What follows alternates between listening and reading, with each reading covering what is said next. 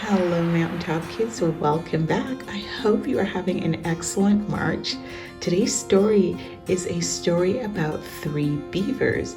Now, this story is awfully familiar to another story we had previously read on the channel. So I want you to think of another tale that might be similar to the Three Beavers Brown. Once there were three Beavers Brown who lived in a valley in the high mountains. A deep creek ran through the valley. One day, the three Beaver Browns decided, let's count, 1, 2, 3. They decided to build a new lodge for the winter. They could see some beautiful birch trees, and here they are, on the other side of the creek, just perfect for building a lodge. So here we have our beaver friends. We have an obstacle, which is a creek, and they want to get to the birch trees. Does that sound familiar to another story? I'm thinking of, well, I won't tell you right now. It'll take away the excitement. Okay, so first, little Beaver Brown jumped into the creek. Slip, slap, went his tiny tail as he began to swim. Suddenly, a voice boomed like thunder. "Who's that swimming across my creek?" "It's only I, little Beaver Brown. I want to get to the birch trees on the other side of the creek." Out of his cave in the rocks appeared the sasquatch. "I'm gonna eat you up," he said. "Oh, please, don't eat me. Wait for my sister, middle-sized Beaver Brown. She's much bigger than I," replied little Beaver Brown. "Oh, fine, off you go," said the sasquatch. Little Beaver Brown swam across the creek and began to chew on the birch trees. Next, middle-sized Beaver Brown jumped into the creek. Slip, slap, went her big tail as she began to swim.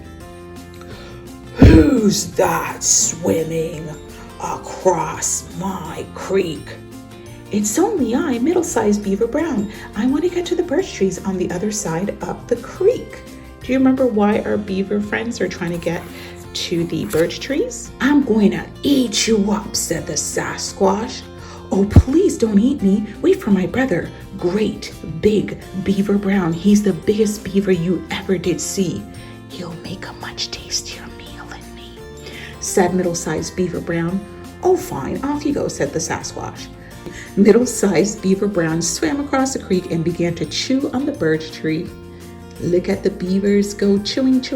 By the way, it's important for them to chew because they need to keep their teeth at a certain length. They'll just keep growing. And who wants to walk around with these long, obnoxious teeth sticking out of your mouth? Okay, so finally, great big Beaver Brown jumped into the creek. Split, splat, spat, went his huge tail as he began to swim. "Who's that swimming across my creek now?" "It is only I, great big Beaver Brown. I want to get to the birch trees on the other side of the creek." "I'm going to eat you," said the sasquatch.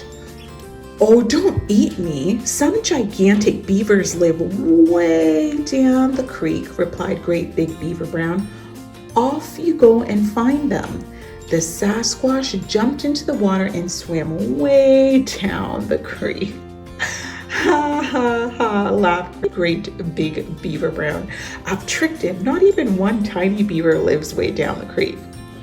Great big Beaver Brown swam across the creek and joined his brother and sister to chew on the birch trees and build a fine lodge for the winter. The three Beaver Browns never did see the sasquatch again, but they did see some giant footprints in the mud. The end. Now, what story does this remind you of? I'm thinking of the three billy goat gruffs. I think that's a really great text-to-text comparison. So thank you so much, boys and girls, for joining me, and I will talk to you soon, Mountaintop Kids. Take care. Bye-bye.